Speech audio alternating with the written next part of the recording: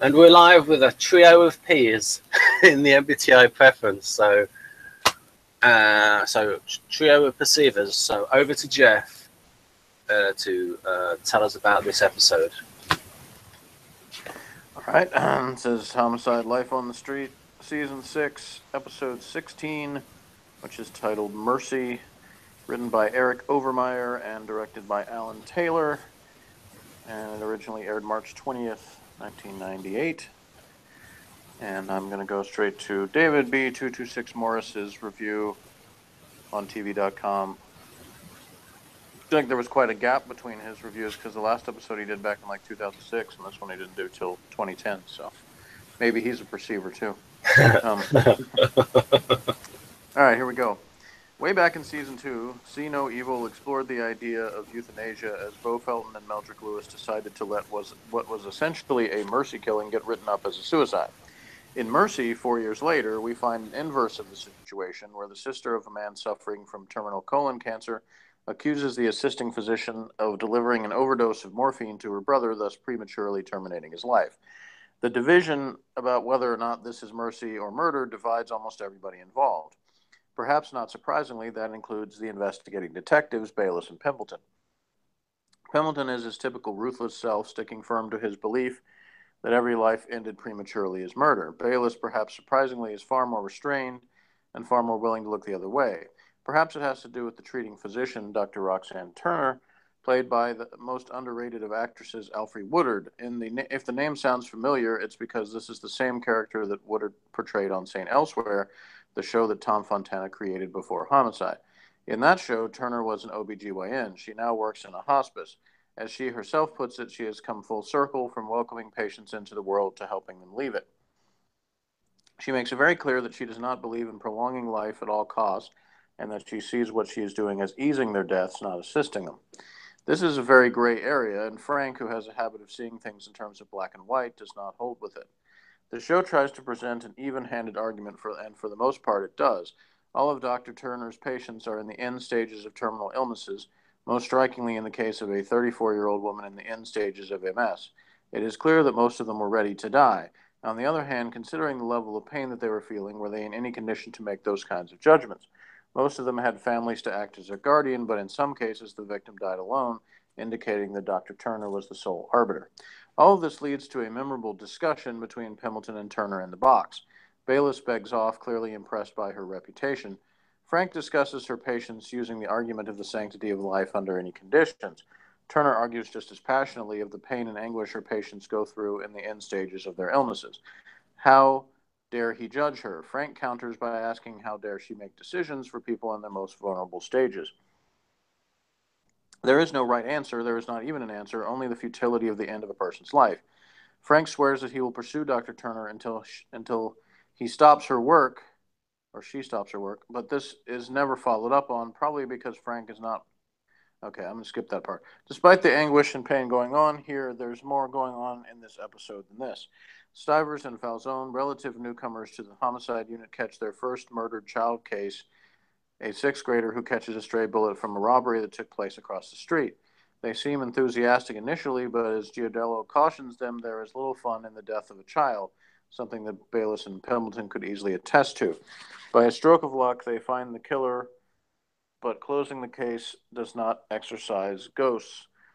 As the episode concludes, they go to a memorial where the photographs of murdered children are displayed on walls. The walls are covered with hundreds, if not thousands, of photos. Doubtless the pictures of Janelle Parsons and Daryl Knowles and Patrick Garabreck and Adina Watson are up there somewhere. They will run out of room long before they run out of pictures. We also see Guardian Ballard chasing down the two city goats they like for the last month or so. Though difficult to find, they are easy to apprehend and easier still to indict. Turns out the white trash criminals aren't any smarter than the black ones. Such are the ways of Baltimore. But the most critical event occurs when Mike Kellerman, after some work, tracks down Judge Gibbons. Kellerman confronts Gibbons as to being on the Mahoney payroll in regard to Georgia Ray's unlikely civil suit. The two of them speak in the ambiguous phrases of people who don't want to be talking about what they're talking about, thus the conversation is open to very wide interpretation. Mike surreptitiously tapes it and plays it for Meldrick, How he tracked down Lewis is never explained, but it can be interpreted in two ways. Either Gibbons asked for a bribe or Kellerman was threatening Gibbons. Mike, hearing what he wants to hear, thinks it's the former and also seems to think that means their problems with the judge are over. Mercy is a very complicated and dark episode, mainly because the issues discussed are very ambiguous and have no easy answers. It features some truly fine acting, particularly in the last scene between Brower and Woodard, who earned an Emmy nod for her performance, and some strong, even handed writing for both sides. This is true because of the contradictions we see in the characters. Frank Pembleton is a Catholic, as a Catholic, thinks capital punishment is wrong, but as a cop, thinks it's necessary. Roxanne Turner is a doctor who believes in the sanctity of life, but also believes there should be some dignity in death. There are no easy answers to the issues raised, but the writers know that the questions must be asked. My score, 8.9. So, that's what he says. Ben, what about you? And don't forget to turn your mic on.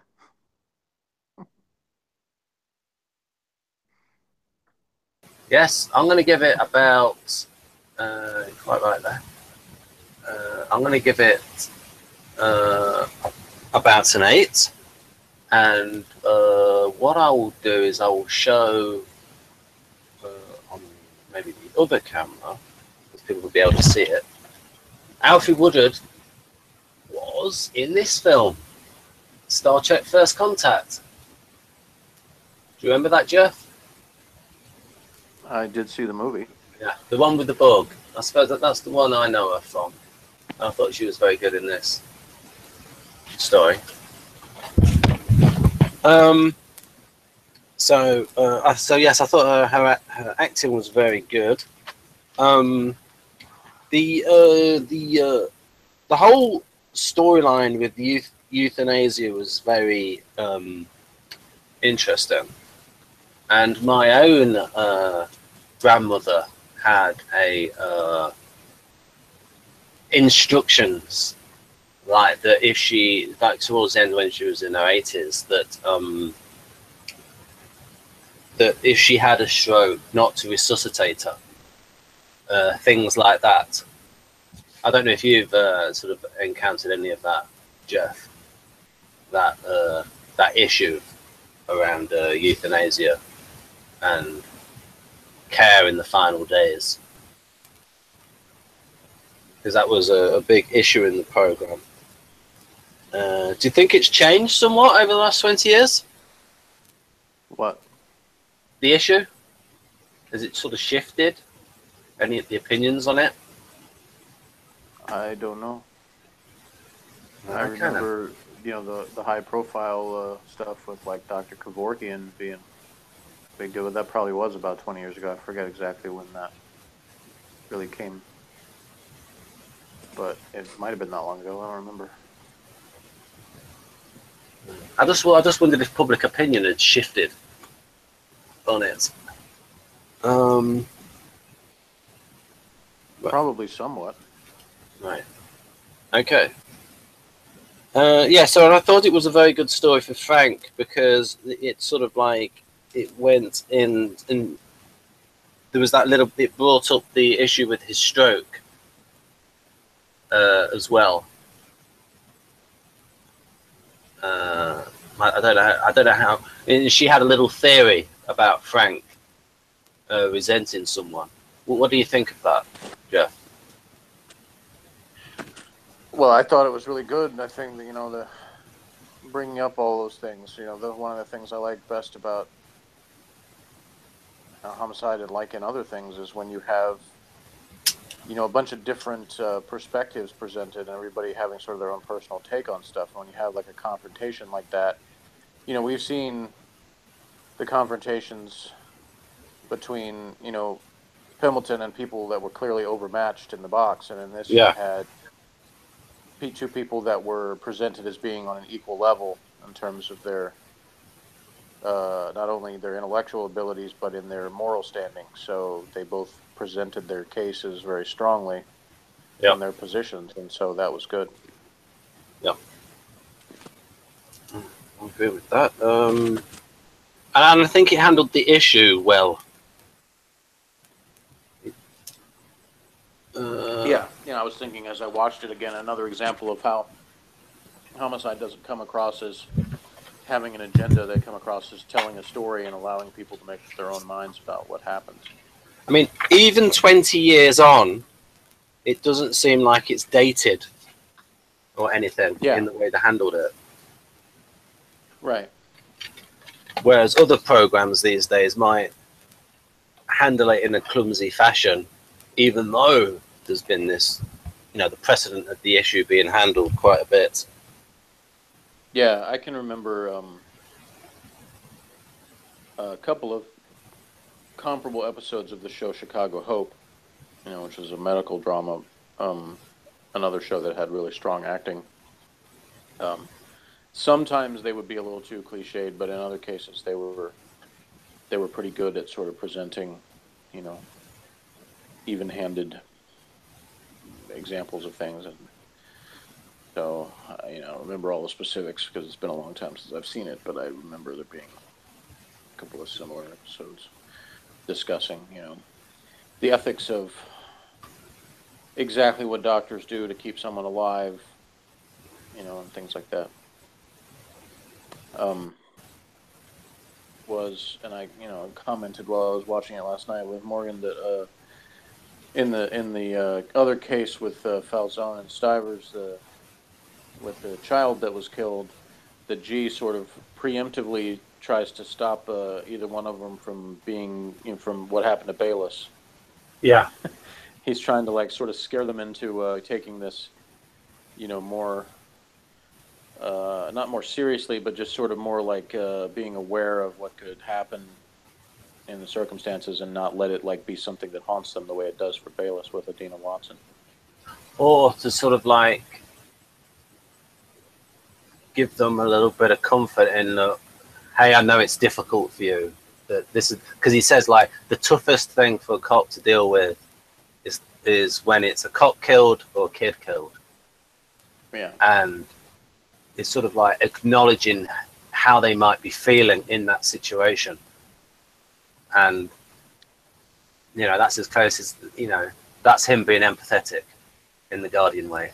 Yeah, because I think he's sort of anticipating, both of them, again, we've already talked about Falzone kind of trying to prove himself, and to a certain extent Stivers is too. And they are kind of trying to, keep the stiff upper lip or whatever, handle the case like any other. And he's trying to say, you can acknowledge that this isn't just like any other case, and still, and that you kind of need to in order to get past this. So.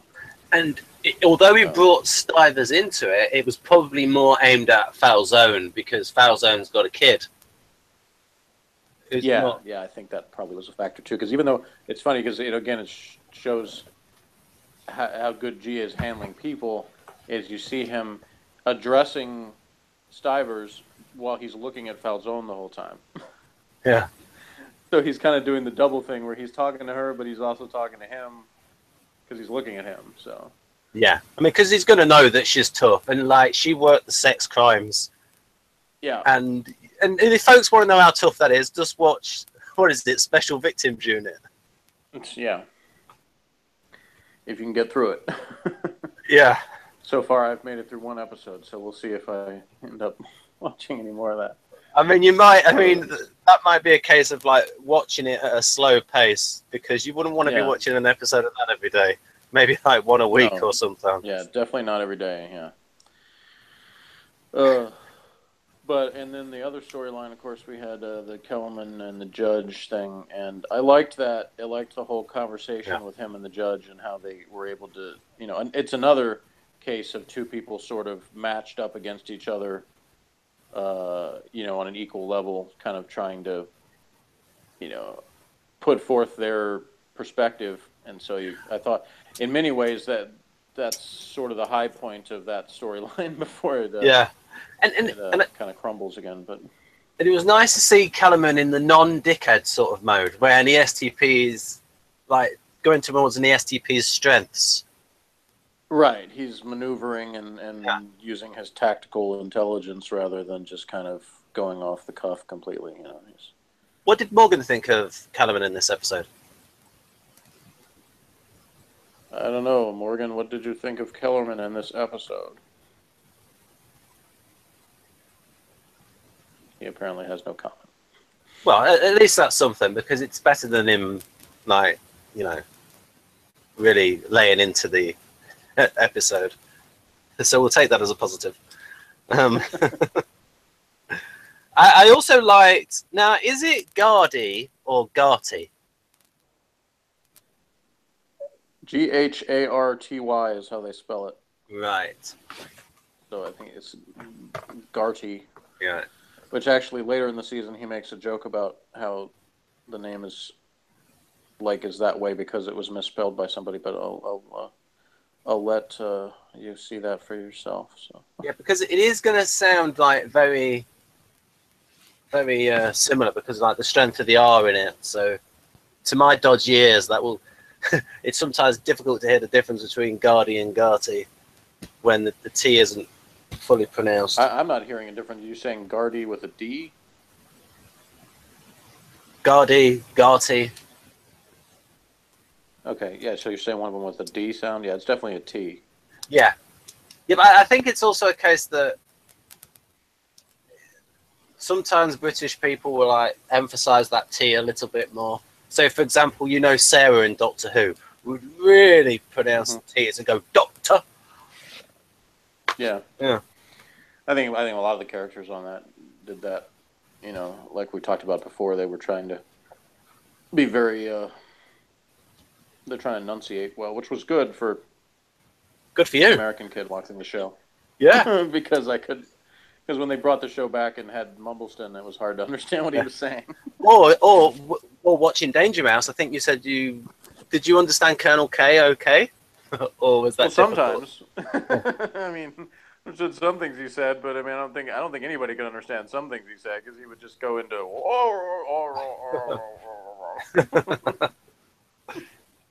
But yes, I brought that up because I liked that, and I thought that was quite sweet. That little comedy. It was just a little comedy thing, but I thought he played it well.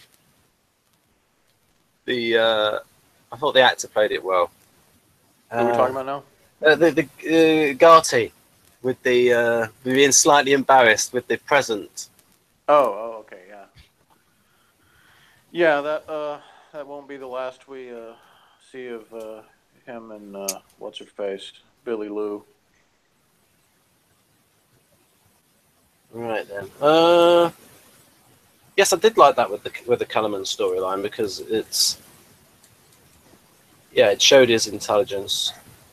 And we had the scene with him talking to Lewis where, you know, there didn't seem to be any animosity there. Lewis was actually just sort of trying to be concerned, not just for himself, but for Kellerman as well.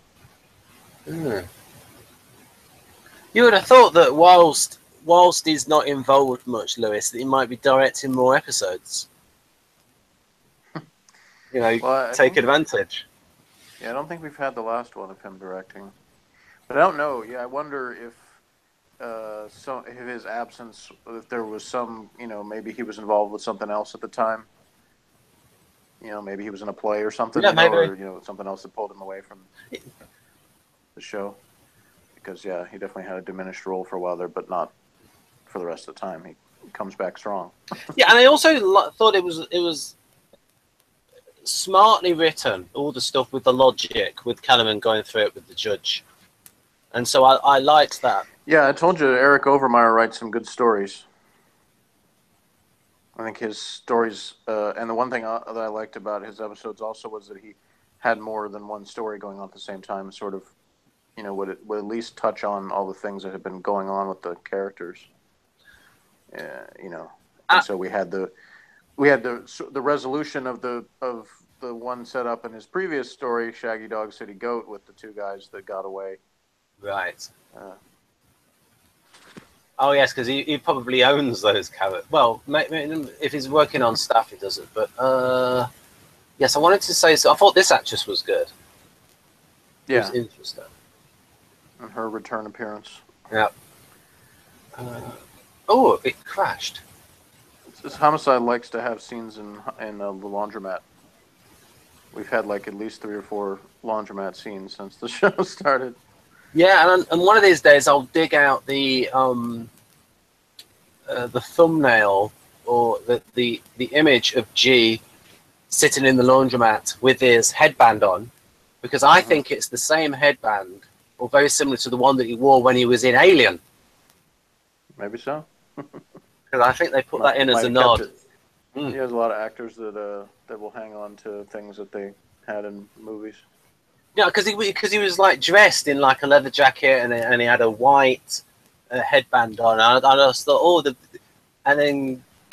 done it so it's like just a little reference to him being in Alien. Could be. I don't know what else there is to say about this episode, but yeah, I'm gonna give it a solid. I think I'm thinking about where should I put that. I think I might bump the score up to a 9. I think I'll bump it up to a 9. All in all, I will also give it a 9. Yeah. So it's 9s across the board. Because I like the way that, because it wasn't a simple ending. The Alfred Woodard character did sort of, he had one of those open endings that we like every now and then, so it creates some suspense as to whether the criminal gets caught or not. Yeah.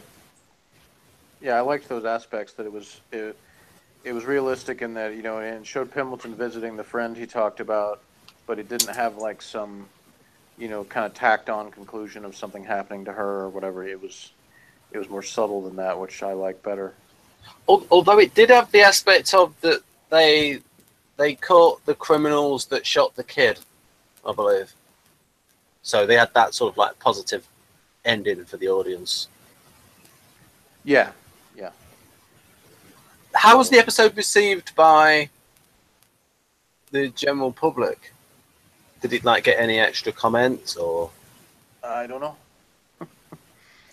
And there's a very little that available on that subject. If I dug through the Usenet archives, I could find more, but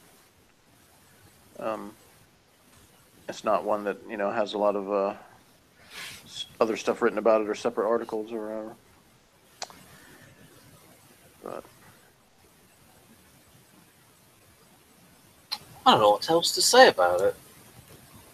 all right, well then we both gave it a 9, and we'll have a contrast next week, because in this episode we had various stories going on, and which I generally like better, but I can also like an episode, for instance, 3 Men and Adina, the focus is entirely on one case, and next week we will have that with an episode called Abduction. At least they've called it abduction rather than kidnapping.